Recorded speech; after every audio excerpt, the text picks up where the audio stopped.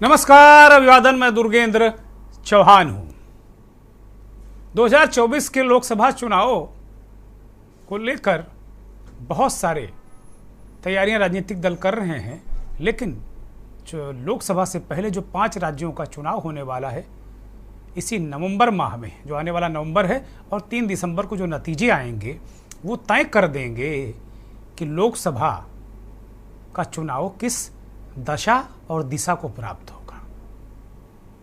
5 राज्यों की जो तस्वीर निकलकर सामने आ रही है उनमें मुख्यतः जो हिंदी पट्टी है, उत्तर भारत, वहां के 3 राज्य बीजेपी के लिए जीवन और मरण का प्रश्न है।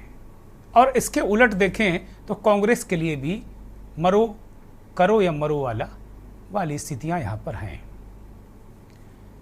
मध्य प्रदेश में भारतीय जनता पार्टी की सरकार है, छत्तीसगढ़ में कांग्रेस की सरकार है और राजस्थान में कांग्रेस की सरकार है।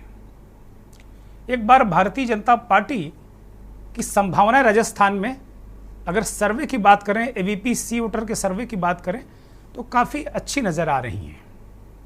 लेकिन राजस्थान में कर्नाटक और हिमाचल जैसी बगावती सुर बीजेपी नेताओं के दिख रहे हैं। मध्य प्रदेश और छत्तीसगढ़ में भी बगावत है।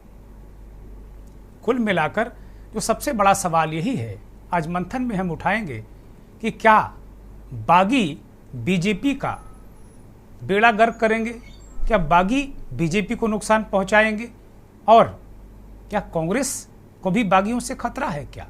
यही मंथन में बड़ा सवाल।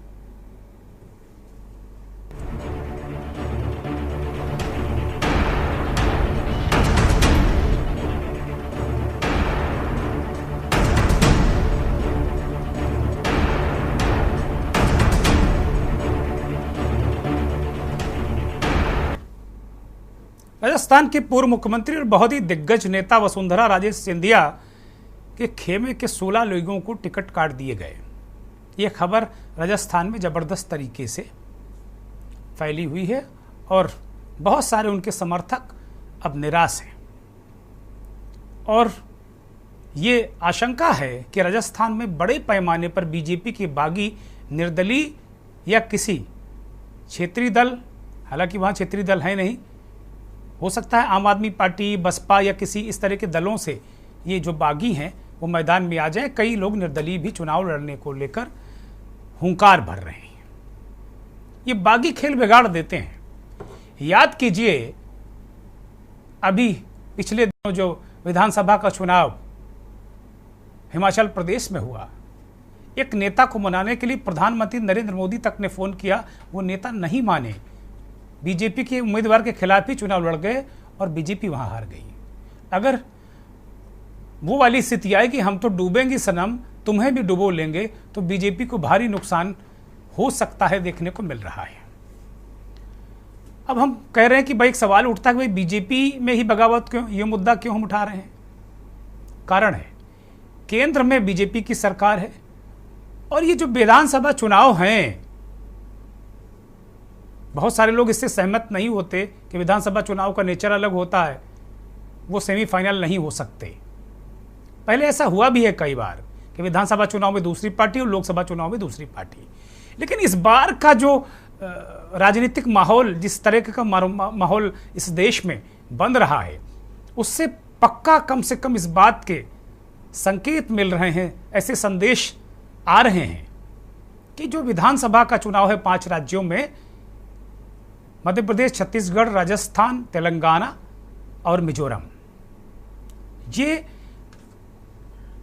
जो इनको फतेह करेगा वो राजनीतिक दल लोकसभा चुनाव में बहुत मजबूती के साथ मैदान में होगा। ये बात बहुत मजबूती के साथ में, और कांग्रेस पार्टी इस बात को मान चुकी है और उसी के अनुसार उसके नेता, चाहे राहुल गांधी हो, खड़गे हो, प्रियंका गांधी हो, वो काम कर रहे हैं। अब 2 तरीके से इसको हम देख सकते हैं। जहां कांग्रेस पार्टी ने टोटल कैंपेन, टोटल कमान अपने क्षेत्रीय छत्रपों के हाथ में सौंप दी,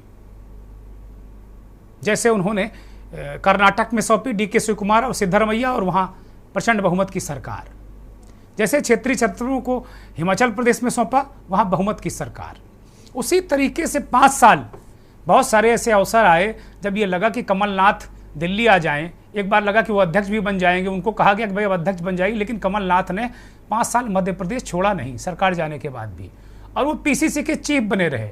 नेता प्रतिपक्ष भी थे, लेकिन 2-2 पद में एक पद उन्हें छोड़ना पड़ा, तो उन्होंने नेता प्रतिपक्ष का पद छोड़ा और उस पर दिग्विजय सिंह के खास और पूर्व गृह मंत्री ठाकुर गोविंद सिंह बैठाए गए। वो नेता प्रतिपक्ष हैं, लेकिन कमलनाथ ने पीसीसी का जो पीसीसी चीफ का पद है वो नहीं छोड़ा, संगठन अपने हाथ में रखा। और आज लगातार जो 5 साल से कमलनाथ और दिग्विजय सिंह लगे हुए हैं, शिवराज सरकार की जड़ें खोद रहे हैं, हर मुद्दे पर मौके पर गए हैं, लगभग मुद्दे उठाए हैं, गरीबी, बेरोजगारी, बुलडोजर, लिंचिंग, बहुत सारे मुद्दे इस तरीके के उठाए हैं कमलनाथ ने और दिग्विजय सिंह ने खास तौर पर। तो ये आज वो चीज़ें दिख रही हैं जमीन पर, कांग्रेस को एज मिल रहा है लगातार काम करने को लेकर। कांग्रेस पार्टी का जो शीर्ष नेतृत्व है वो कम से कम इस बात को समझ गया है कि क्षेत्रीय छत्र भी नैया पार लगा सकते हैं। अब ज़्यादा हाईकमान मत करो, हाईकमान को बस हाईकमान रहने दो। और यही वजह है कि मध्य प्रदेश में बहुत कंफर्टेबल स्थिति में भूपेश बघेल और टीएस सिंहदेव में लंबे समय से झगड़ा चल रहा था। ऐसा लग रहा था टीएस सिंहदेव के समधी बीजेपी में चले गए, मतलब बीजेपी के करीब थे, उनके एक आप समझ लीजिए उनके परिवार के, उनके रिश्तेदार कई बीजेपी में चले गए। बार बार ये कयास लगाया जा रहा था और जब भी उनसे पूछा जाता था टीएस सिंहदेव से, तो वो कहते थे कि भाई राजनीतिक निर्णय लेना उस व्यक्ति का निजी मसला है, मैं कांग्रेस में हूँ, मैं नहीं जाने वाला कहीं। लेकिन ऐसा लग रहा था कि टीएस सिंहदेव भी कहीं पाला न बदल दें। खड़गे ने जिस तरीके से सुलह सफाई कराई और फिर उन्हें डिप्टी चीफ मिनिस्टर बनाकर कुछ हद तक संतुष्ट किया गया, तो छत्तीसगढ़ में भी समीकरण बेहतर है। राजस्थान को लेकर जो कवायद चल रही थी कि भाई सचिन पायलट और अशोक गहलोत दोनों ऐसे विपरीत धारा में, यही स्थिति कर्नाटक में थी डीके और सिद्धरमैया में।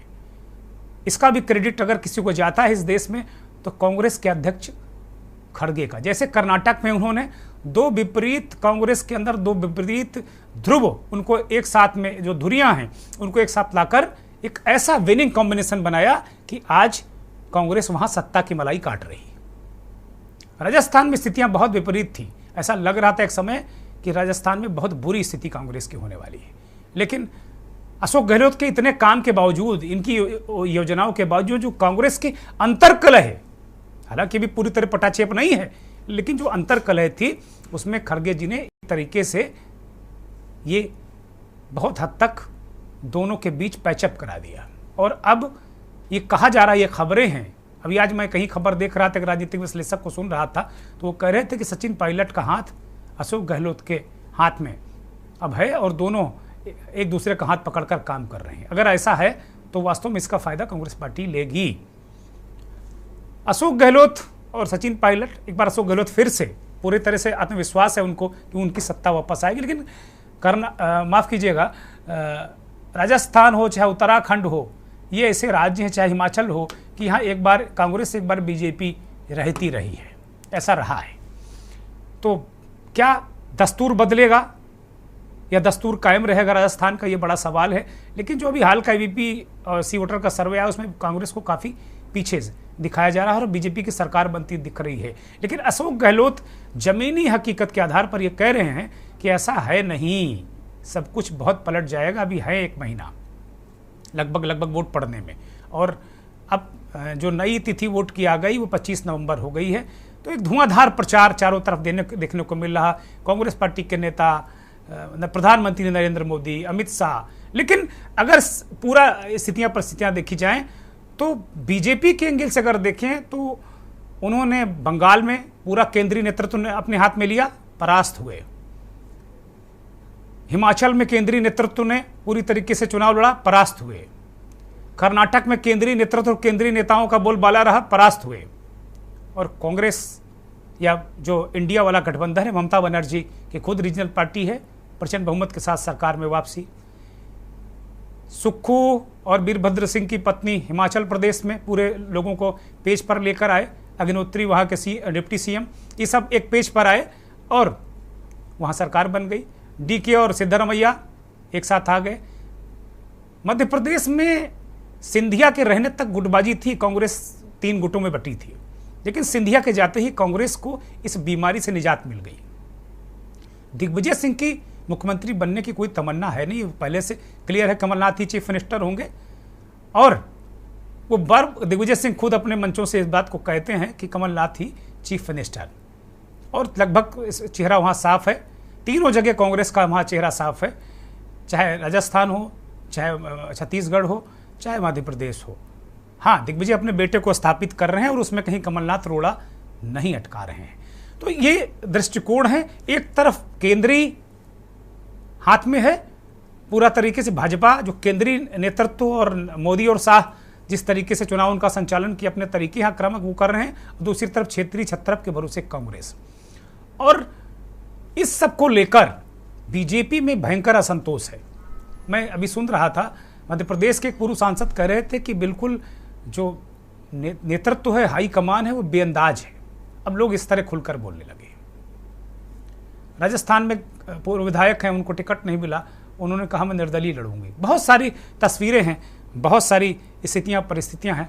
आपको कुछ तस्वीरें दिखा देते हैं। राजस्थान में जूते चप्पल चले टिकट को लेकर, बीजेपी कार्यालय के बाहर धरना चलता रहा, हंगामा मचा, बवाल मचा। चूंकि उत्तर भारत तक यहाँ तक खबरें आती नहीं समाचार माध्यमों में, अगर ये कांग्रेस कार्यालय के बाहर प्रदर्शन हुए होते तो शायद आ जाती खबरें, लेकिन बाकी अभी खबरें यहाँ दिल्ली तक कम ही आती हैं इन राज्यों की खबरें। लेकिन बहुत बवाल हुआ। अनीता सिंह गुर्जर भरतपुर की विधायक रही हैं, उनका जरा दर्द हम आपको सुनाना चाहते हैं, सुनिए। कुछ लोगों ने जरूर मेरी चरित्र हत्या बहुत लंबे स्तर पे की, उनको भी बहुत धन्यवाद, उनको भी बहुत बहुत बधाई, शुभकामनाएं कि वो लोग आने वाले समय में अपना पार्टी का नेतृत्व करें। कि नगर पालिका का निगम का चुनाव था, सामान्य हमारे भाजपा के कैंडिडेट ने यहाँ पर मेरे विधायक रहने के दरमियान भी मुझ पर जबरदस्ती में आरोप लगाए कि मैं पार्टी के खिलाफ गया। जो कैंडिडेट बनाया है वो मेरा छोटा भाई है, इसलिए मैंने ही राजनीति में उसको बढ़ाया था, मैंने ही उसको युवा मोर्चे का अध्यक्ष बनाया, मैंने ही जिला भाजपा का अध्यक्ष। मैंने इस पार्टी के लिए अपना पूरा जीवन लगा दिया। मैं जिला प्रमुख जब बनी थी तो मैं कांग्रेस की टिकट पे बनी थी और इंडिपेंडेंट जिला प्रमुख बनी थी। उस समय पार्टी ने मुझसे कहा था कि पार्टी आपका ख्याल रखेगी, आप पार्टी में आइए। और मैं ये भी नहीं कह सकती कि पार्टी ने ख्याल नहीं, पार्टी ने दिया। मैं जनता से कहना चाहती हूँ कि जनता जो कहेगी वो मैं करूंगी। मेरी जनता ने आज मुझे कहा है, सबने इकट्ठा होके, कि आपको चुनाव लड़ना है, मैं चुनाव लड़ूंगी। आपने हाईकमान में कोई चर्चा नहीं करी? सुधीर हाईकमान देखो यार, इस वक्त तो भाजपा का हाईकमान बहुत विचित्र स्थिति का है, वो अंधा बहरा और बिल्कुल पूरा तानाशाह है। चलाओ चलाओ चलाओ। वो कह रहे हैं, आपने देखा कि कैसे अनीता सिंह गुर्जर को आपने सुना, पूर्व विधायक संतोष बाफना को आपने सुना, पूर्व सांसद लक्ष्मी नारायण यादव कह रहे हैं कि हाईकमान बेअंदाज हो गया है, हाईकमान नहीं सुन रहा किसी की। ये बहुत सारी बातें निकल कर आई, बड़ा आक्रोश है लोगों में। रणदीप, आज कांग्रेस की केंद्रीय चुनाव समिति की बैठक हुई जिसमें मध्य प्रदेश, छत्तीसगढ़, राजस्थान, तेलंगाना, तमाम राज्यों को लेकर, भी तेलंगाना की बैठक थोड़ी देर पहले खत्म हुई और बहुत पूरे दिन आज बैठकें, केंद्रीय चुनाव कमेटी की बैठक हुई और इन राज्यों के टिकट और सारी चीज़ों को लेकर चर्चा हुई। उम्मीद है कि रविवार को पहली लिस्ट आ जाएगी। नवरात्र है, बार बार कांग्रेस से कहती रही कि वो श्राद्ध पक्ष में अपने टिकट नहीं जारी करेगी, लेकिन एक तो ये तर्क हो सकता है, लेकिन इसके पीछे बहुत तोल मोल कर, बीजेपी की स्थितियां परिस्थितियां देखकर ये बातें कही गई हैं।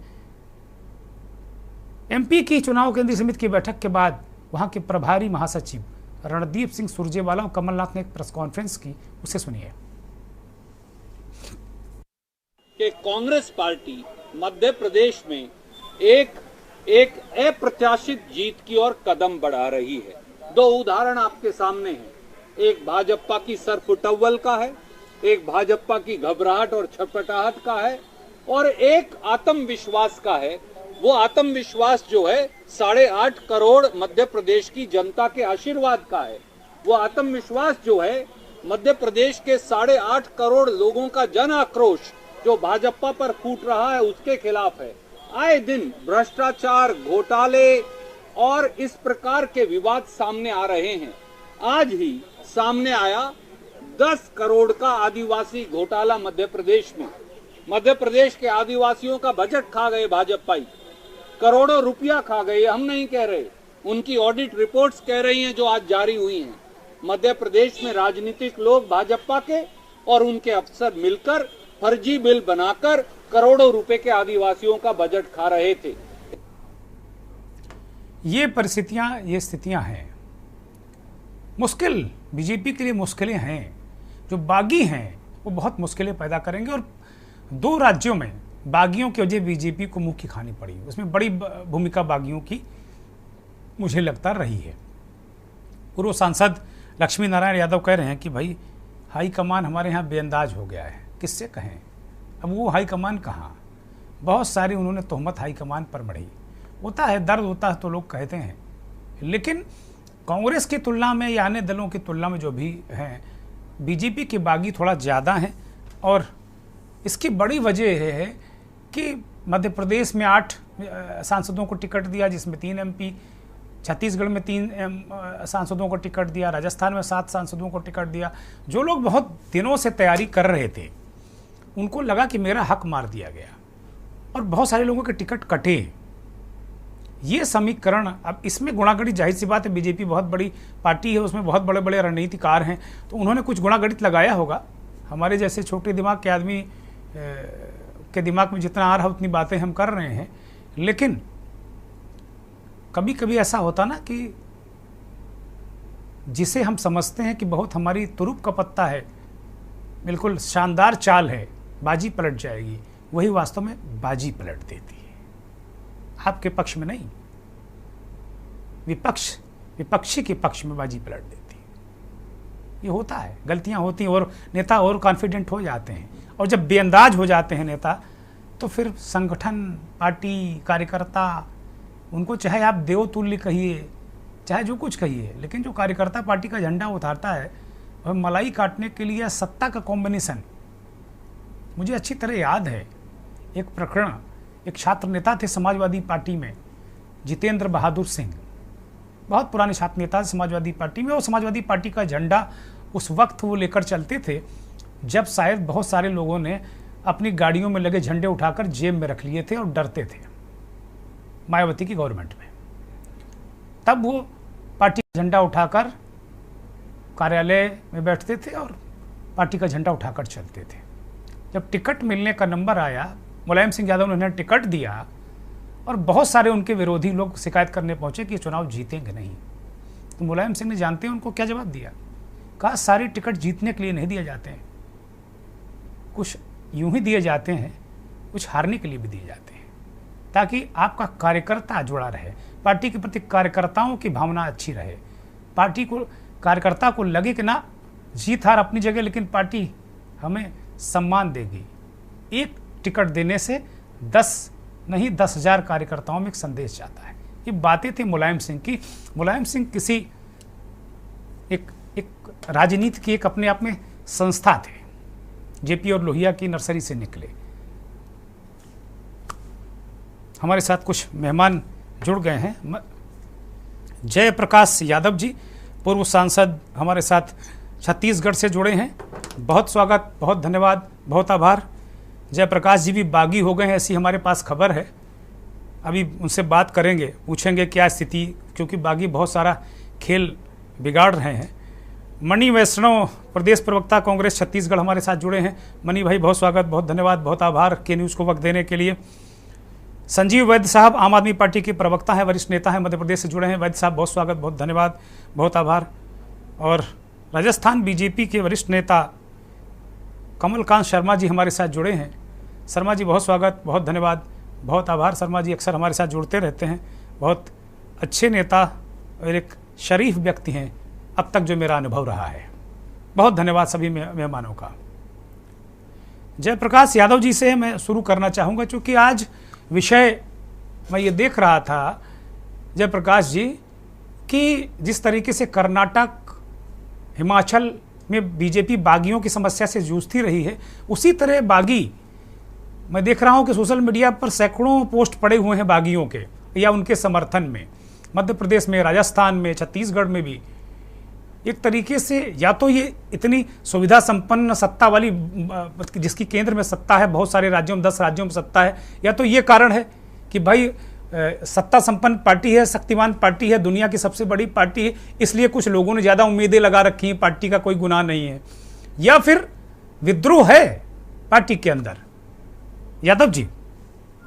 जी देखिए, ऐसा है कि सबसे पहले तो मैं आपको यह स्पष्ट कर दूं कि भारतीय जनता पार्टी के प्रति हमारी कोई नाराजगी नहीं है। व्यक्तिगत रूप से मेरी अगर मैं बात करूं, भारतीय जनता पार्टी का मैं एक निष्ठावान और अनुशासित कार्यकर्ता हूं और पार्टी से मेरी किसी प्रकार से कोई भी नाराजगी नहीं। ठीक बात। मेरी नाराजगी जो पार्टी के द्वारा प्रत्याशी मैदान में उतारा गया है उसको लेकर के जी, क्योंकि वो जो प्रत्याशी उतारा गया है, हमारा वैशाली नगर विधानसभा क्षेत्र है, 66 नंबर का क्रमांक है, उसमें जो प्रत्याशी आए हैं उनका नाम है श्री रिकेश सेन जी। उनकी विचारधारा, उनकी आइडियोलॉजी भारतीय जनता पार्टी की नहीं है। उनकी विचारधारा, उनकी आइडियोलॉजी कांग्रेस के प्रति प्रतिबद्ध रही है, जिसका लेकर के भाजपा के कार्यकर्ताओं में भारी आक्रोश है, भारी विरोध है। और मेरी जो लड़ाई है वह कार्यकर्ताओं की लड़ाई है। भारतीय जनता पार्टी के कार्यकर्ता होने के नाते भारतीय जनता पार्टी को इस विधानसभा क्षेत्र में अस्तित्व को बचाए रखने की लड़ाई है। मेरी लड़ाई सिद्धांतों की लड़ाई है। इससे पहले 2008 में जब हमारा ये वैशाली नगर विधानसभा अस्तित्व में आया था तो भारतीय जनता पार्टी से प्रचंड मतों से सुश्री सरोज पांडे जी ने जीत हासिल की थी। उसके बाद 2013 में, 2018 में माननीय विद्यारतन भसीन जी, जो कि आज हमारे बीच नहीं है, हम सबके नेता, उनके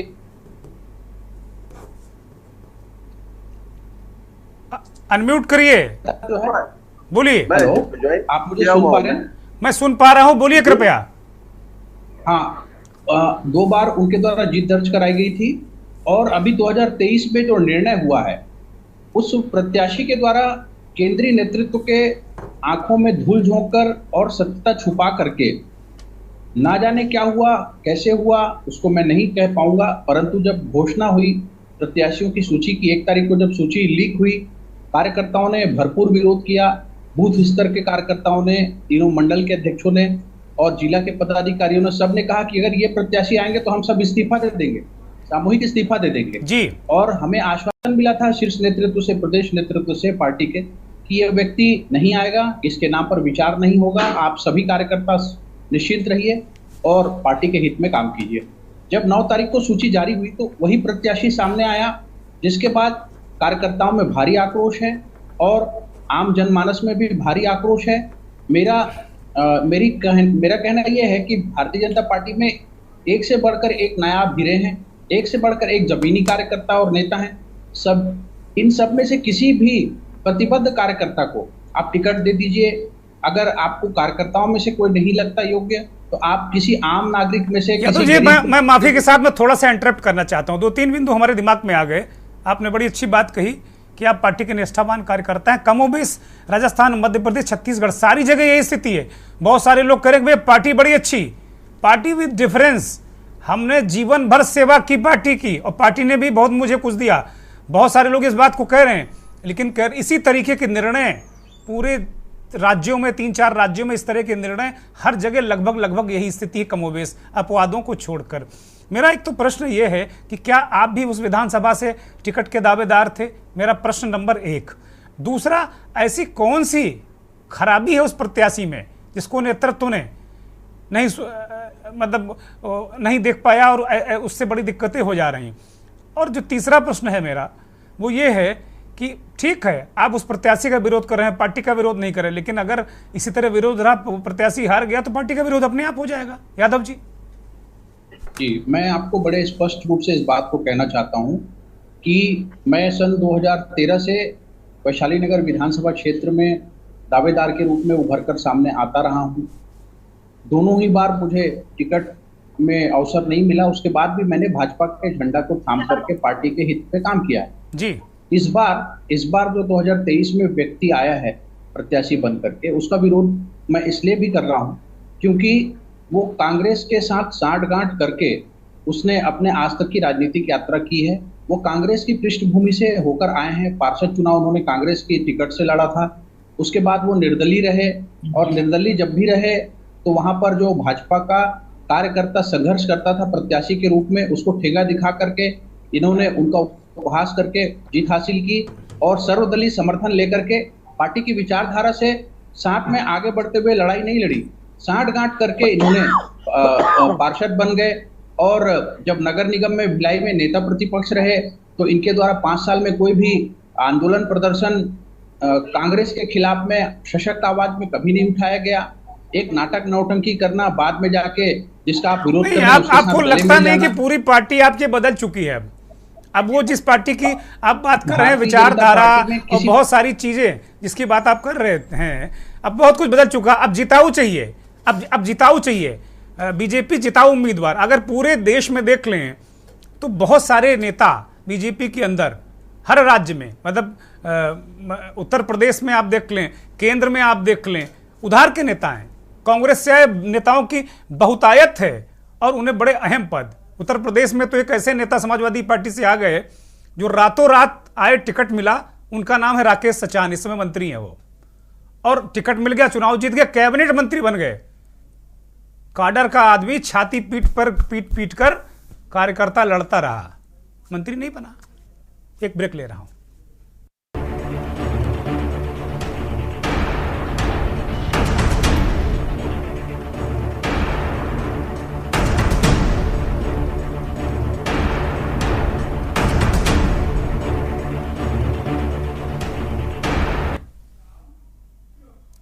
ब्रेक से लौट आए हैं। बहुत सारे सवालात। जयप्रकाश यादव हमारे साथ पूर्व सांसद छत्तीसगढ़ से जुड़े हैं। जयप्रकाश जी कह रहे हैं कि पार्टी से वो कोई नाराजगी नहीं है, वो बागी नहीं है, लेकिन जो प्रत्याशी आया है उससे बहुत खफा है। वो कह रहे हैं कांग्रेस के बैकग्राउंड का आदमी है, साठगांठ करके। बीजेपी का तो इतना जबरदस्त तंत्र है, अगर वो इस बात का पता नहीं लगा पा रही है कि भाई वो काडर का आदमी है कि क्या है, मुझे लगता है कि ये जमीन पर नेता लोग जो काडर का कार्यकर्ता है, जो बुरे वक्त में झंडा उठाकर चलता है, उसको समझाने के लिए बातें करते हैं। वास्तव में यही लोग सब बैठ कर तय करते हैं और दूसरी पार्टियों से आए लोगों को कार्यकर्ता के सर पर बैठा देते हैं, जो मुझे अब तक हाल में इस तरह की चीज़ों को देखने को मिला। कमलकांत शर्मा भारतीय जनता पार्टी राजस्थान से हमारे साथ जुड़े हैं। कमलकांत जी, एक टिप्पणी आपकी चाहता हूँ। पूर्व सांसद जयप्रकाश जी बहुत व्यथित हैं और वो कह रहे हैं भाई इस तरह के टिकट बंटवारे हुए हैं, आपने बिल्कुल आयातित प्रत्याशी। अरे चलो खुलेआम आयात करते तो कोई बात नहीं थी, वो पता नहीं कहाँ से कैसे किस डोर से आ गया, कौन सा बैक डोर, साइड डोर, पता नहीं कौन कौन से डोर से, और उसको टिकट दे दिया। जयप्रकाश जी को आश्वासन देते रहे, माननीय पूर्व सांसद हैं वो। तो एक तो ये मध्य प्रदेश वाले मसले पर एक टिप्पणी की पार्टी विद डिफरेंस, क्या केवल कि उम्मीदवार जिताऊ होना चाहिए, टिकाऊ हो चाहे न हो, काडर हो चाहे न हो, कभी ध्वज प्रणाम किया हो चाहे न किया हो वो, कमलकांत शर्मा। और दूसरा मसला ये है कि राजस्थान में भी अनीता गुर्जर हैं, बहुत सारे लोग हैं जो वहां तो भाजपा कार्यालय के सामने प्रदर्शन चल रहा था, जूता चप्पल चल गए, हम लोगों ने देखा। शर्मा जी। भाई साहब नमस्कार। नमस्कार, प्रणाम। भारतीय जनता पार्टी, मेरी आवाज आ रही है भाई साहब? बिल्कुल, बोलिए धड़ल्ले से, दर्शक सुन रहे हैं आपको। भारतीय जनता पार्टी विश्व की सबसे बड़ी पार्टी है और अगर हम चुनावों को लेकर, विधानसभा चुनावों को लेकर, सभी प्रदेशों को लेकर अनेक प्रकार के सर्वे हुए हैं, अनेक प्रकार से मंथन करने के बाद और जिताऊ और अच्छे उम्मीदवारों को टिकट देने का कार्य पार्टी ने किया है। निश्चित रूप से आप अगर पहले के चुनावों में आप जाएंगे, जैसे गुजरात, तो गुजरात में भी कुछ ऐसी बातें उठी थी, लेकिन उसका जब सुखद परिणाम आगे देखने को मिला तो निश्चित रूप से शीर्ष नेतृत्व द्वारा जिस प्रकार से मंथन द्वारा, सर्वे के द्वारा जो टिकट वितरण किए जाते हैं, उनका परिणाम बहुत ही अच्छा आता है और निश्चित रूप से मध्य प्रदेश में और राजस्थान के अंदर भी भारी बहुमत से भारतीय जनता पार्टी की सरकार बनेगी। अब रही बात, देखिए जब कोई दौड़ प्रतियोगिता होती है तो उसके अंदर 5 प्रतिभागी भी हो सकते हैं, अधिक प्रतिभागी भी हो सकते हैं, वो दौड़ते हैं, लेकिन उनके अंदर एक ही विजेता होता है। बाकी सबको मलाल जरूर रहता है, तकलीफ रहती है कि भाई हमने भी अपना सर्वश्रेष्ठ दिया है, लेकिन वहां परिणाम। शर्मा जी, इसका यह मतलब तो नहीं है ना कि जो जिंदगी भर से झंडा उठा रहा है और जो नया आया है उसके बीच कुर्सी रेस करा दोगे आप, कि जो कोई म्यूजिकल चेयर करा दोगे आप, ये भी तो नहीं हो सकता ना। पार्टी, भारतीय जनता पार्टी एक तो वंशानुगत राजनीति पर विश्वास नहीं करती। ऐसा नहीं है कि कोई एक राजनीति के अंदर जयप्रकाश यादव के पिताजी नेता नहीं थे, मुझे पता है, वही नेता थे, वही टिकट मांग रहे हैं। मैं पर्टिकुलर बात नहीं कर रहा हूं। आप वंश को क्यों ले आए? आप बगावत पे बात करिए कि भाई राजस्थान में इतनी सारी चीजें आ रही। अभी मध्य प्रदेश में पूर्व सांसद, छत्तीसगढ़ में पूर्व विधायक बाफना जी कह रहे हम जा रहे हैं राजस्थान यात्रा पर, वहां से छोड़ के प्रचार वो चले गए। अनीता गुर्जर, एक विधायक जी, सांसद जी में जूते चप्पल आपके यहाँ चल जाते हैं राजस्थान में खुलेआम। भाई और किसी पार्टी में तो नहीं दिख रहा मुझे जूते चप्पल चलते हुए।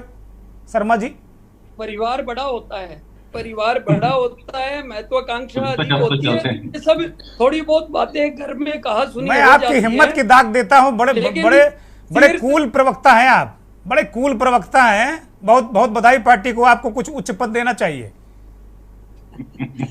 देखिए बड़ा परिवार है, छोटी मोटी बातें होती रहती है और निश्चित रूप से जूते चल जाए, चप्पल चल जाए, विधायक सांसद को चप्पल से पीट रहा है, बवाल हो रहा है, ये छोटी बात तो नहीं भाई। शर्मा जी, देखिए बात आपकी ठीक है, लेकिन क्या होता है कि जब अनुशासित पार्टी है, अनुशासित पार्टी है, कर कोई और जाता है और नाम जो है। अच्छा, वो मतलब कांग्रेसियों ने करा दिया होगा वहां पे। वसुंधरा राजे के लोग कह रहे हैं कि भैया 16-17 लोगों के टिकट काट दिए, वसुंधरा जी घर में बैठ गई। आप दावा कर रहे हो सरकार बनाने का, ठीक है, सर्वे भी आपका साथ दे रहे हैं, कैसे बनेगी सरकार? मैं आपसे निवेदन करना चाहूंगा कि कोई भी वसुंधरा जी के कार्यकर्ता या फिर कोई गजेंद्र सिंह जी के कार्यकर्ता, ऐसा कुछ नहीं, सब भारतीय जनता पार्टी नहीं। देखिए आप नक्सल में ये कह सकते हैं, लेकिन अगर जो नेता हैं उनके इर्द गिर्द के लोग उनके लॉयल होते हैं, पहले व्यक्ति के प्रति लॉयल्टी, फिर पार्टी के प्रति लॉयल्टी, ये स्वभाव है। आप भले कह सकते हैं कि भाई देवतुल्य कार्यकर्ता। अब मध्य प्रदेश में जानते हैं क्या हो रहा, वहां का कार्यकर्ता कह रहा है कि अब देव दुर्लभ नेता, अब ये नारा चल रहा है मध्य प्रदेश में, देवतुल्य कार्यकर्ता नहीं, देव दुर्लभ नेता मिले नहीं रहे हैं। इस बीच देखिए मैं रोक रहा हूं शशिकांत जी, मैं जरा चर्चा को आगे बढ़ाना चाहता हूं, आपकी बात आ गई। इस बीच हमारे साथ मध्य प्रदेश के बहुत ही वरिष्ठ पत्रकार संपादक शशिकांत त्रिवेदी जुड़ गए हैं। त्रिवेदी जी, बहुत स्वागत, बहुत धन्यवाद, बहुत आभार आपका। दर्शकों से आपका परिचय मैं करा रहा हूं। मैं कांग्रेस पार्टी के जो प्रवक्ता हैं उनके पास जाऊंगा और अनुरोध रहेगा कि थोड़ा क्रक्स में रखेंगे तो मुझे लगता है सारे मेहमानों के पास मैं पहुंच पाऊंगा। मनी वैष्णो साहब, आपकी पार्टी में कसमसाहट है, ऐसा नहीं है? भूपेश बघेल का जो एटीट्यूड है, जो रवैया है, उसको लेकर नाराज हैं लोग, ऐसा नहीं है? एकदम ऐसा नहीं कि शर्मा जी की हम धज्जी उड़ा रहे हैं तो आप बचे हुए हो ना। हम नहीं उड़ा रहे हैं, इनकी पार्टी के लोग खुद ही इनको उड़ा रहे हैं। और आपके यहाँ भी कसमसाहट है। टीएस सिंहदेव की भाषा अभी भी सुधरी नहीं है, वो उसी तरीके से बातें कर रहे हैं। देखिए, टीएस सिंहदेव जी का व्यवहार एक अलग विषय है, बाकी हमारे पार्टी के अंदर कहीं भी कोई अंतर नहीं है और ना ही भूपेश बघेल जी से कहीं कोई नाराजगी है।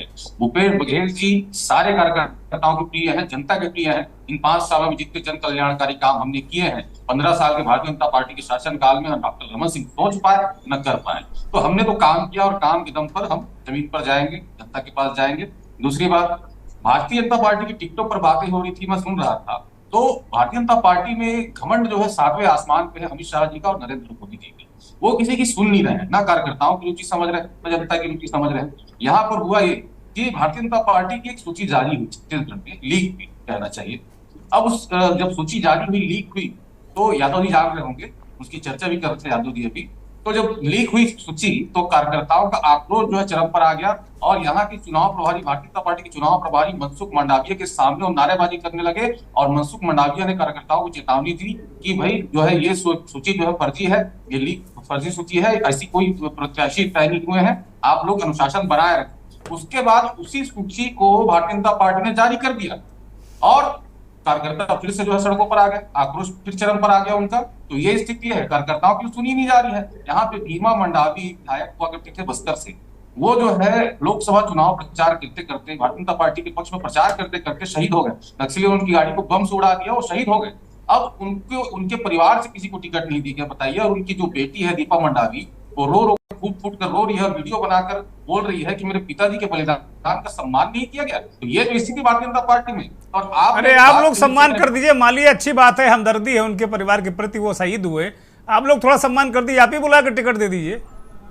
नहीं देखिए, ऐसा तो होता नहीं है। जिस विचारधारा को वो तो भारतीय जनता पार्टी से कह रहे हैं ना, कांग्रेस पार्टी से नहीं कह रहे वो। और दूसरी बात है, आपने एक बात कही कि भारतीय जनता पार्टी में बदलाव हो गया है, इस बात को मैंने लिख के रखा, नीचे नोट डाउन करके रखा।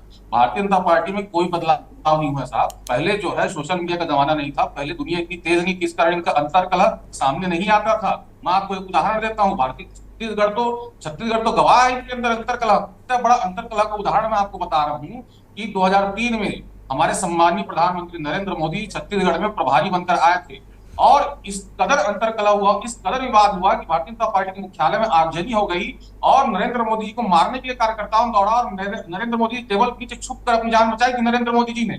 इससे बड़ा उदाहरण क्या देखेंगे आप भारतीय जनता पार्टी में अंतरकलह का? और ये अंतरकलह का इतिहास रहा है और वही अंतरकलह दिखाई दे रहा है। तो भारतीय जनता पार्टी में तो कार्यकर्ता उनसे कुछ नहीं है, जनता कहां से कुछ होगी। और 15 साल भारतीय जनता पार्टी ने यहाँ पर जो लूट खसोट मचाई, जो भ्रष्टाचार, मध्य प्रदेश जो पड़ोसी राज्य है, वहां भी आपके यहाँ भी अभी टिकटों को लेकर कसमसाहट है। अभी केंद्रीय चुनाव समिति की बैठक हुई है, अभी वहां भी बहुत चीजें हैं, लोग अभी सशंकित हैं। अभी जब आपके यहाँ भी सूची आएगी तो जाहिर सी बात है कमलनाथ जी को घेरेंगे लोग। नहीं, ऐसा कोई बात नहीं। देखिए, हमारी सूची में लेट इसीलिए हो रहा है क्योंकि हम आपसी सामंजस्य से, आपसी सलाह मशवरा से टिकटें तय करते हैं। तो इस कारण कलह वाली बात कहीं होगी। यहाँ सबसे जो है सलाह मशवरा किया जाता है और उसी के बाद टिकट तय की जाती है। भारतीय जनता पार्टी में तो 2 लोगों की चलती है, 2 लोग टिकट तय कर देते हैं। उसके अलावा एक और संगठन है जिसके ऊपर सरदार वल्लभ भाई, आपके यहाँ भी राहुल गांधी की चलती है और थोड़ा बहुत खड़गे जी की मान लो, थोड़ा बहुत खड़गे जी की मान लो और राहुल गांधी की आपके यहाँ भी चलती है। 2 ही लोग तो आपके यहाँ भी चलती है। बिल्कुल, खड़गे जी की चलेगी, चलनी भी चाहिए। थोड़ा बहुत खड़गे जी, सारे कार्यकर्ताओं ने उनको और बाकी राहुल गांधी, प्रियंका गांधी चुना है, उनको अध्यक्ष बनाया, वोट देकर अध्यक्ष बनाया, उनको अधिकार दिया है कि वो अपनी चलाएं। इनके यहाँ नड्डा जी को किसने ठीक है। मनी वैष्णव, मैं आता हूँ आपके पास। संजीव वैद्य आम आदमी पार्टी के प्रवक्ता है, उनके पास जा रहा हूँ। संजीव भाई, आपकी पार्टी इन राज्यों में अपनी स्थिति परिस्थिति क्या है, या फिर पार्टी जो ईडी और तमाम तरीके से जो आपके नेता जेल में जा रहे हैं उसमें उलझ कर रहेगी, कि अब पार्टी यहाँ भी अपना राजनीतिक एक तरीके से जो उसको एक संदेश देना था वो क्या मजबूती के साथ नहीं दे पा रही? क्या स्थिति, क्या परिस्थिति है आपकी पार्टी की? आप चुनाव लड़ भी रहे हैं इन राज्यों में कि नहीं लड़ रहे हैं? जी, मुझसे पूछ रहे हैं? हाँ संजीव जी। हाँ जी, वो आवाज नहीं आ पाई थी डिबेट के कारण। देखिए, राज्यों में चुनाव तो लड़ रही है, मध्य प्रदेश में हम लोग पूरी तरीके से तैयार हो चुके हैं चुनाव लड़ने के लिए और पूरे 230 सीटों पर हम लोग चुनाव लड़ रहे हैं।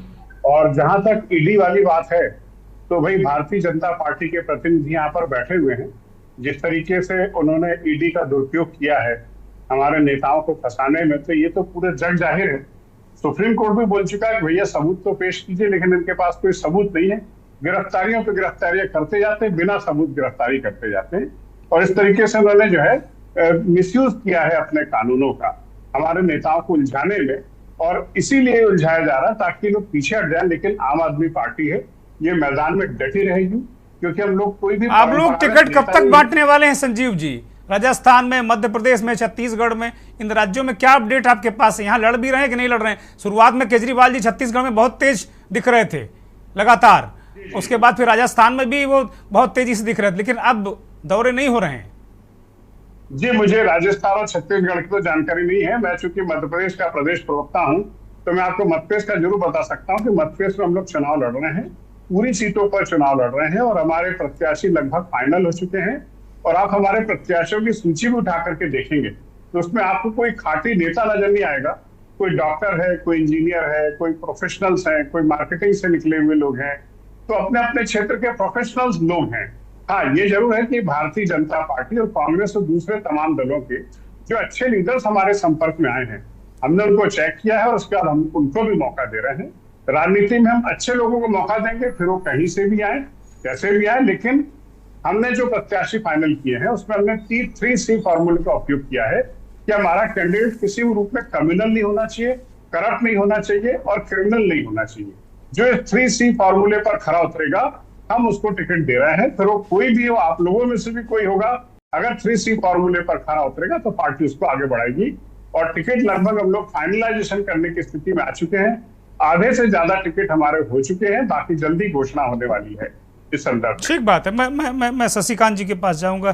शशिकांत जी बहुत ही अनुभवी पत्रकार हैं और मैं शशिकांत जी से पूरे जो 5 राज्यों के चुनाव में जो उत्तर भारत के जो 3 बड़े राज्य हैं जिनको लेकर एक जंग है महाभीषण बीजेपी और कांग्रेस में, और ये राज्य तय कर देंगे कि आगे क्या स्थितियां परिस्थितियां होने लगी, ऐसा लग रहा है। शशिकांत जी, बीजेपी जो देखने में आ रहा है, सोशल मीडिया पर दिख रहा है, नेताओं के बयान आ रहे हैं, बगावत से ज़्यादा जूझ रही और बगावत के कारण कर्नाटक और हिमाचल प्रदेश में भारी नुकसान उसको हुआ है पहले। नहीं, ऐसा नहीं है। वो 2003 से ये सब चल रहा है। जब पार्टी पावर में आती है कोई और उसका बहुत सारी सीटें जीत लेती हैं। हमने 2003 का चुनाव देखा है, 4 का, जब उमा भारती मुख्यमंत्री बनी थी, तो बनने के बाद 3-4 दिन तक यही रहा था। वो खुद ही इस ऊहापोह में थी कि उनको मुख्यमंत्री बनाया जाएगा या नहीं बनाया जाएगा। फिर वो कुछ नाम चलते रहे और आखिर वो मुख्यमंत्री, उन्होंने पद की शपथ ली, लेकिन इसके बाद वो हट गई। अंतर विरोध था, अंतर कलह था, अंतर समस्या थी, कारण जो भी रहे। बाद में फिर बाबूलाल गौर बने, तो उसके बाद वो भी नहीं रहे, तो ये भी कलह झगड़ा कुछ ना कुछ कहीं ना कहीं हुआ होगा। फिर इसके बाद शिवराज सिंह चौहान आए जो स्टेबल रहे, काफी लंबे समय तक हैं, अभी भी वो मुख्यमंत्री हैं।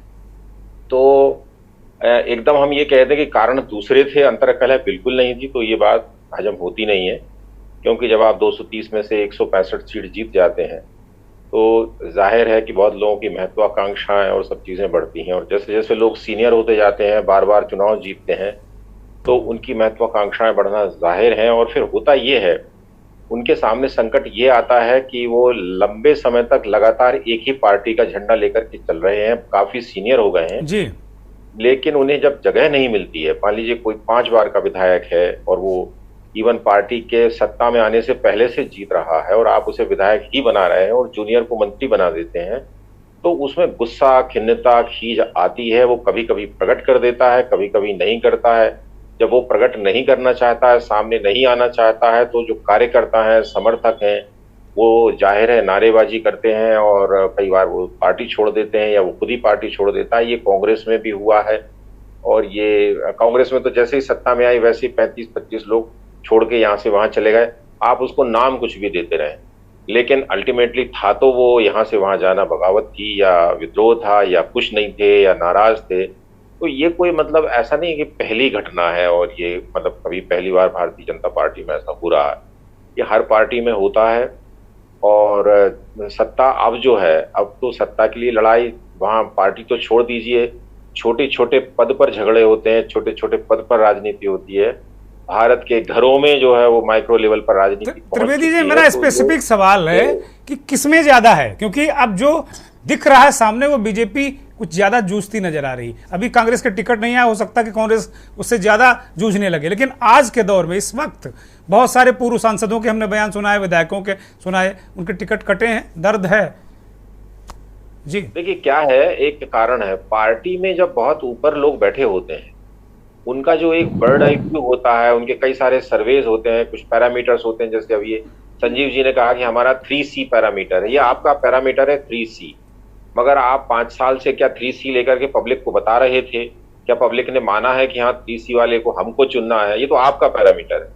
तो भारतीय जनता पार्टी का भी ऐसे कुछ पैरामीटर, उनके 4D हो सकते हैं, कांग्रेस के 5F हो सकते हैं, हर एक के अपने अपने पैरामीटर हैं, लेकिन पब्लिक का एक अपना पैरामीटर होता है कि 1 AM पे आप खड़े हैं कि नहीं महंगाई पर, आपने अचीव किया है कि नहीं किया, वो पता चला 1 AM पर आपके सारे स्कीवी गायब कर देगी 1 मिनट।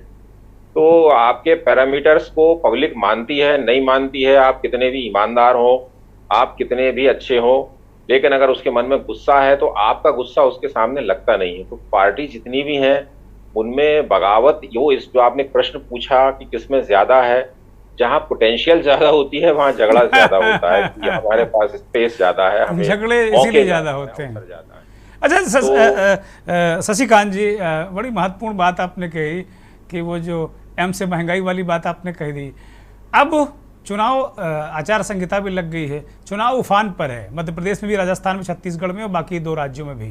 तेलंगाना और मिजोरम की तो बहुत चर्चा नहीं हो रही, कि तेलंगाना तक चर्चा हो रही है कि वहाँ भी बड़ा भीषण संघर्ष है। क्या जिन कोर मुद्दों की आप बात कर रहे हैं, क्या वो मुद्दे वहाँ पर चुनाव में असर डालते दिखेंगे क्या, और क्या वो उन मुद्दों पर बात हो रही है क्या चुनावों में? क्योंकि मैं प्रियंका गांधी को सुन रहा था, वो सड़क की बात कर रही थी, फिर किसी ने कहा भाई ये वाली भी सड़क खराब है, जबलपुर के कोई हाईवे की बात वो कर रही थी, वो करीब 10 साल से बनी रहा, 4 लेन से 2 लेन हो गया। तो इस तरीके के मुद्दे क्या ये लोग उठा रहे हैं, जैसे हमने प्रियंका गांधी को देखा? संजीव जी, शशिकांत जी।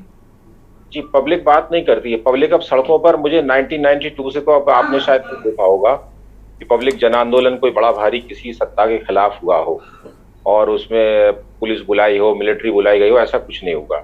तो पब्लिक अब घरों में बैठी है। और दूसरी बात, ये जो नेता सड़क नाप रहे हैं, ये नाप रहे हैं, इनको ये पता नहीं है कि सिस्टम में क्या चल रहा है। मैं एक उदाहरण देता हूँ, ये मेरा शक है। मेरे ही परिवार के 4 लोगों के नाम पिछली बार अपने आप वोटर लिस्ट से गायब हुए और मुझे उसको जुड़वाने के लिए 4 साल लग गए। अभी मेरे परिवार के एक सदस्य का नाम गायब है और मुख्य चुनाव निर्वाचन अधिकारी से मैंने प्रेस कॉन्फ्रेंस में पूछा, उनके पास कोई जवाब नहीं था। आपने नाम कैसे डिलीट कर दिया, इसका उनके पास कोई उत्तर नहीं है। वो ये कह रहे हैं कि आप अपना फॉर्म भर दीजिए। तो आपने नाम कैसे काटा? मेरा ना डिलीशन फॉर्म है। तो उनका एक बहाना है कि हमारे यहाँ पंचनामा बना होगा, वो गया होगा, मतलब सब कुछ है। तो वो प्रियंका गांधी सड़क नापती रहेंगी, वो इन मुद्दों पर नहीं देखेंगे कि सिस्टम कैसे काम कर रहा है। उनको ये नहीं मालूम है, उनको पता नहीं है कि, और बाद में जब वो हार जाएंगे तो कहने लगेंगे कि ईवीएम में हेरफेर हो गया है। अरे भाई चलिए, हेरफेर हुआ है तो आप कर क्या रहे थे बैठ करके इतने सालों से? आपके कार्यकर्ताओं ने क्या किया इस बारे में? आपने कभी कोर्ट गए, आपने कोई लड़ाई की, आपने वोटर लिस्ट चेक की, आपने झगड़ा किया? तो महंगाई मुद्दा है, लेकिन वोटर जब वोट देने ही नहीं जाएगा तो महंगाई क्या कर लेगी? बड़ा सवाल आपने उठाया कि ये जो वोट है, जो वोटर लिस्ट में खेल हो जाता है। ये बैठे हो रहिए। तो ये क्या है कि अभी जो सिस्टम हमारा है वो उस पर चेक होना बहुत जरूरी है। और जो पार्टियां सत्ता में नहीं है, डेमोक्रेसी में स्वस्थ विपक्ष होने के लिए, चाहे वो आप पार्टी हो चाहे वो कांग्रेस पार्टी हो, उनको इन सब चीजों पर चर्चा को शशिकांत जी ने एक, शशिकांत जी मैं आपको रोक रहा हूँ, शशिकांत जी ने एक चर्चा को एक नई दिशा दे दी। उन्होंने कहा ठीक है, आप सड़क नापते रहो, बगावत तो होती, सब में होती, जहां ज्यादा पोटेंशियल, जहां ज्यादा गुड़ वहां चीटे ज्यादा लगते हैं। पोटेंशियल जहां होता है झगड़ा वही होगा। चाहे पिता अगर ज्यादा धनवान है तो लड़के आपस में सर फोड़ते हैं, और पार्टी ज्यादा शक्तिवान है तो दावेदार से सर फोड़ेंगे, आपस में जूते चप्पल चलाएंगे। लेकिन शशिकांत जी ने कहा ठीक है, महंगाई मुद्दा हो सकती है, बेरोजगारी मुद्दा हो सकती है, लेकिन जब वोट डाल पाएंगे ना तभी तो रिफ्लेक्ट करेगा। नापते रहे सड़क। प्रियंका गांधी, कांग्रेस के प्रवक्ता से मेरा यह सवाल है कि आप लोगों ने कभी वोटर लिस्ट का मुद्दा उठाया? बड़ा अहम मुद्दा उठा रहे हैं, बहुत अनुभवी पत्रकार हैं, खुद भी बता रहे हैं कि मेरे परिवार का नाम कट गया। अब मोहल्ले के मोहल्ले कट जाते हैं। आरोप ये भी है, उत्तर प्रदेश के पूर्व मुख्यमंत्री अखिलेश यादव आरोप लगा चुके हैं कि जाति और धर्म देखकर भी वोट नाम काट दिए जाते हैं। मनी वैष्णव सरकार जी ने बहुत ही बढ़िया सवाल उठाया है, और वो सहमत हो या ना हो, मैं जरूर कहना चाहूंगा कि इनका और इनके परिवार के झुकाव कहीं न कहीं कांग्रेस पार्टी की तरफ होगा, इसीलिए इनका नाम कटा है। भारतीय जनता पार्टी हमेशा इस प्रकार के षड्यंत्र करती है। भारतीय जनता पार्टी छत्तीसगढ़ में भी करती है, लेकिन हम यहाँ सचेत हैं। हमारे जो कार्यकर्ता है वो लगातार ध्यान बनाए रहते हैं, नाम जुड़वाना, ये सब काम हमारे कार्यकर्ता लगातार करते रहते हैं। तो इस प्रकार का डर छत्तीसगढ़ में तो हमें फिलहाल नहीं है, और हम लगातार जमीन पर भी हैं। महंगाई की बात वरिष्ठ पत्रकार महोदय ने की। महंगाई वाकई में बहुत बड़ा मुद्दा है और भारतीय जनता पार्टी इसे लगातार नकार, लेकिन इन मुद्दों पर अब जो है वोट डलना शुरू हो चुका है। हमने हिमाचल प्रदेश देखा, हमने कर्नाटक देखा, यहाँ भी महंगाई, भ्रष्टाचार और बेरोजगारी जैसे मुद्दों पर जनता ने वोट डाला। और अब जो 5 राज्य में चुनाव हो रहे हैं, यहाँ भी जनता महंगाई, बेरोजगारी, ठीक बात है। इस पर मनी भाई थोड़ा वक्त कम है, जल्दी कंप्लीट करिए, मैं जाऊंगा फिर जल्दी से। इस पर वोट डालेगी। तो भारतीय जनता पार्टी षड्यंत्र करती है, जैसे वरिष्ठ पत्रकार ने कहा, इसमें कहीं कोई शक नहीं है। लेकिन कांग्रेस पार्टी तैयार है, बिल्कुल इस पर ध्यान दे रही है, हम सजग हैं, हम जागृत हैं। इस प्रकार की गड़बड़ी हम बिल्कुल भी नहीं होने देंगे। संजीव वैद्य के पास मनी भाई रोक रहा हूं आपको। संजीव वैद्य जी, शशिकांत जी ने बहुत महत्वपूर्ण मुद्दा उठा दिया। उन्होंने कहा कि भाई आप लोग सारे लोग सब नापते रहिए, महंगाई, मुद्दा बेरोजगारी, आरोप लगाते रहिए नरेंद्र मोदी पर भ्रष्टाचार के, लेकिन जब वोट डाल पाएंगे ना तभी रिफ्लेक्ट करेगा ना, बड़ा मुद्दा है। बिल्कुल बिल्कुल, मैं शशिकांत जी की बात से एकदम सहमत हूँ, क्योंकि मूल मुद्दों पर हमें फोकस करना पड़ेगा। उन्होंने बहुत अच्छी बात बोली कि कोई सा फॉर्मूला बना लीजिए, जब तक जनता के मूल मुद्दों की बात नहीं करेंगे जनता वोट नहीं देगी। और वास्तव में मध्य प्रदेश में भ्रष्टाचार, महिला अत्याचार, दलित अत्याचार, बेरोजगारी, इतने सारे मामले हो चुके हैं कि जनता इनसे थक चुकी है, फटिग हो चुकी है। कल ही मैं देख रहा था कि जो बच्चे युवा थे जब शिवराज सिंह चौहान मुख्यमंत्री बने थे, तो जो युवा थे वो आज वृद्ध हो चुके हैं, और जो वृद्ध थे वो जो है ईश्वर को प्यारे हो चुके हैं। तो प्रदेश की जनता थक चुकी है लोगों को देख देख करके। अभी ताजा ही मामला सामने आया है दलित अत्याचारों को लेकर के। ऑडिट रिपोर्ट आई है जिसमें आदिवासियों का पैसा ही खा गए ये लोग, और ऊपर से जनता को जो लोक लुभावन योजनाएं दे रहे हैं उससे जनता प्रभावित होने वाली नहीं है, क्योंकि इतने सालों में जनता के पूरी तरीके से खून निचोड़ चुके हैं। तो निस्संदेह मैं शशिकांत जी की बात से सहमत हूँ कि हम विपक्ष की भूमिका बनती है, चाहे कांग्रेस हो चाहे आप हो, हमारे विपक्ष की भूमिका है कि हम सरकार के कार्यों का विरोध करें, रचनात्मक विरोध करें। ठीक बात है। जयप्रकाश जी के पास जाऊंगा। जयप्रकाश जी, ये बताइए कि ये बागी नुकसान नहीं करेंगे क्या बीजेपी का, आपकी पार्टी का, और आपकी पार्टी किन मुद्दों को लेकर चुनाव लड़ रही है छत्तीसगढ़ में? देखिए, ऐसा है कि कार्यकर्ता जो है वो भारतीय जनता पार्टी की रीढ़ की हड्डी होता है, और कार्यकर्ता ही जब बूथों पर काम करते हैं, जब मोहल्लों में गलियों में घूमते हैं, तब कहीं जाके मत जो है वो किसी राजनीतिक दल को पड़ता है। पर यदि वो चेहरे जो गली मोहल्ले में, वार्ड में, चौक चौराहों में अगर प्रचार में नहीं नजर आते हैं, तो जनता जो है सोच में पड़ जाती है कि ये कार्यकर्ता जो वर्षों से पार्टी के लिए यहाँ पर सक्रिय रहा वो दिखाई क्यों नहीं दे रहा। तो जनता के मन में भी एक संदेह आता है कि क्या हो रहा है भाई, यहाँ पर ये क्यों नहीं आ रहे हैं, पूछते हैं, और उसका प्रभाव तो पड़ेगा ही। जगदलपुर के पूर्व विधायक बाफना जी तो अपनी रिश्तेदारी में चले गए, बोले हम रिश्तेदारी में जा रहे हैं, चुनाव पर रिश्तेदारी में रहेंगे राजस्थान में।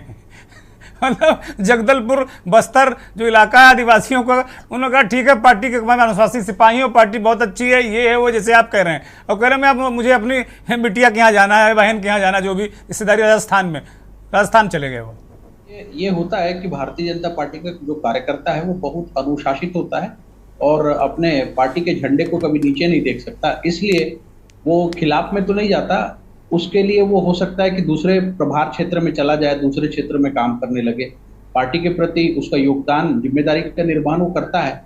उस जगह से जो चुनाव का 15-20 दिन का जो समय होता है, वो समय जब उसको सहन नहीं होता तो वो दूसरे क्षेत्रों में अपनी जिम्मेदारी ले लेता है। ठीक बात है। जयप्रकाश जी, वक्त नहीं है, अब मैं कमल खान जी के पास जाऊँ। कमल खान जी, बहुत संक्षिप्त में 20 सेकेंड में, एक तो आपकी समस्या कि भाई इस तरह जो कार्यकर्ता निराश होगा, जिसको आप लोग देवतुल्य कह के निपटा देते हैं, और जो देव दुर्लभ नेता हैं आपके पार्टी में, वो मलाई काटते हैं, और देवतुल्य कार्यकर्ता उसको केवल देवतुल्य 2 शब्दों में वो अपने आप को देवता समझने लगता है, गुनगुना हो जाता है, भागने लगता है वो स्पीड में, बिल्कुल लग रहा कि 4 लीटर पेट्रोल और अंदर आ गया उसके, और मलाई काटते हैं देव दुर्लभ नेता। ये दर्द है कार्यकर्ता का कि नहीं शर्मा जी? देखिए, अभी जैसे मैंने बताया कि परिवार बहुत बड़ा है और इसमें महत्वाकांक्षाएं भी बढ़ जाती है, और टिकट लेने वाले आकांक्षी कार्यकर्ताओं की संख्या भी अत्यधिक होती है। तो उसके अंदर कई तरीके के और परिमाप है, सर्वे है, कई तरह के मंथन है। वो बात आपने कही, कट टू कट बताइए, इससे कोई फर्क नहीं पड़ेगा आपको इस तरह की चीजों से? निश्चित रूप से पार्टी का जो शीर्ष नेतृत्व है वो नाराज कार्यकर्ताओं को भी हर तरह से संतुष्ट करने में लगा हुआ है। निश्चित रूप से भारतीय जनता पार्टी का कार्यकर्ता अनुशासित रहता है, और शीर्ष नेतृत्व। आप लोगों की जहां सरकारें, आरोप लगता है कि आप लोग नाम कटवा देते हो, इस पे क्या जवाब आपका है? उत्तर प्रदेश से लेकर मध्य प्रदेश तक हर जगह कहा जाता है नाम कटवा के चुनाव जीत रहे हो आप लोग। अब ईवीएम वाला पैटर्न बदल गया, इशारों में बहुत सारे लोग ये बात को कहते हैं। ये कांग्रेस की, आपकी, इनकी नीतियां हो सकती है। भारतीय जनता पार्टी इस तरह के और कार्य नहीं करती है। शशिकांत जी वरिष्ठ पत्रकार हैं, उनका तो कोई कांग्रेस से लेना देना है नहीं। वो 4 साल से संघर्ष कर रहे हैं, एक वरिष्ठ पत्रकार संपादक हैं वो, और 4 साल से अपना नाम नहीं जुड़ा पाए। आजकल के मॉडर्न पत्रकार कहेंगे शशिकांत जी कैसे पत्रकार हैं, हम लोग तो शशिकांत जी की पीढ़ी वाले लोग हैं। देखिए, इनके कोई स्थानीय कोई राजनीतिक कोई परेशानी होगी या कोई प्रशासनिक अब आप लोगों की यही दिक्कत है कि अगर इसका काम न हो, बताओ वो कांग्रेस से जुड़ा है, राजनीतिक परेशानी हो गई। शशिकांत जी, मैं फाइनल टिप्पणी के लिए 20 सेकंड आपको वक्त दे रहा हूं माफी के साथ में, जरा 20 सेकंड में अंतिम टिप्पणी में कार्यक्रम खत्म करूंगा। शशिकांत जी, नहीं, क्या है कि अगर मान लीजिए कि हमारी राजनीतिक परेशानी, तो क्या वो चुनाव आयोग कोई अधिकार है कि वो हमारे को मूल अधिकार से वंचित कर दे, नाम काट दे बिना कारण के? कैसे कर सकता है वो? किस कारण से करेगा? और फिर ये कहे कि आप फॉर्म भर दीजिए, मतलब में एक तो आप अपराध करें और मुझसे अपराध करवाएं, तो ये तो बहुत गलत हो रहा है। ये कोई कारण नहीं होता है आपका कि किसी का आप नाम काट दें वोटर लिस्ट से जानबूझ करके, और फिर बाद में उसे जोड़ते फिरें कि नहीं हमसे गलती हुई है, हमें जोड़ना है, हमारे BLO ने ये कर दिया, इसने वो कर दिया, इसने ऐसा कर दिया। इन सब चीजों पर एक लंबी स्क्रूटनी चाहिए। और मैं आपको बता दूं, कांग्रेस ने कोई काम नहीं किया है, मैं सबके ध्यान में लाया हूं। आपने तो बिल्कुल भी कोई काम नहीं किया है। वो भले कितनी बड़ी पार्टी बनने की कोशिश करे, लेकिन पढ़े लिखे लोग हैं, उसमें ईमानदारी का वो मतलब अपना परचम लहरा रहे हैं। तो भाई आप सबसे पहले सिस्टम को तो सुधारिए कि सिस्टम में क्या चल रहा है। मूल चीज है कि आदमी वोट देने नहीं जा पाएगा। अभी एक नया नियम आया कि 80 साल के से ऊपर के व्यक्ति को घर वोट दिलाने की वो रहेगी। कौन आएगा घर दिलाने वोट? वहां जाते हैं तो वोट देने नहीं देते हैं। कोई आएगा, कोई अधिकारी के आपको ये कहेगा कि कौन है? बहुत शुक्रिया शशिकांत जी, बहुत शुक्रिया। संजीव वैद्य जी बहुत शुक्रिया। कमलकांत शर्मा जी आपका भी बहुत बहुत शुक्रिया। मनी वैष्णव बहुत बहुत धन्यवाद। जयप्रकाश जी बहुत बहुत धन्यवाद। बड़ी महत्वपूर्ण बात कही वरिष्ठ पत्रकार शशिकांत जी ने। वो कह रहे हैं कि भाई ये पार्टियां सब करती रहें, वोट ही नहीं देने को मिलेगा। तो कह रहे हैं 80 साल के व्यक्ति को घर में वोट दिलाएंगे। अरे बूथ पे तो मार भगाते हैं, घर में क्या दिलाएंगे? वास्तव में मूल मुद्दा तो अब ये है कि क्या लोग वोट डाल पाएंगे, और जब वोट डाल पाएंगे तभी रिफ्लेक्ट होगा जो भी मूल मुद्दे होंगे। बहुत बहुत धन्यवाद। नमस्कार।